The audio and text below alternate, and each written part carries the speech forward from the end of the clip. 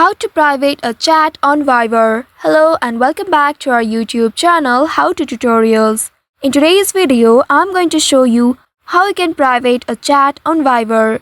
To do so, first of all, you will need to open your Viber application on your mobile device and ensure that you're logged into your account. Once you're logged into your account, in this chat page, here find the chat that you'd like to private. Once you reach to the chat page of that person, here tap on the profile name at the top, and once doing that, this will open up the side menu. Here you will need to scroll down, and at the very bottom you will be able to see the option hide this chat.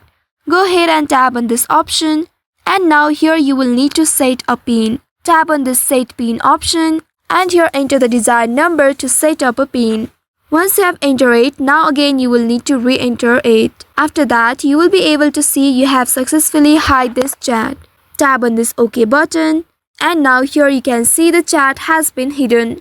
Now whenever you would like to chat with that person, you will need to tap on the search icon at the top right, and in the search bar here type in the name of that person. Then search for it.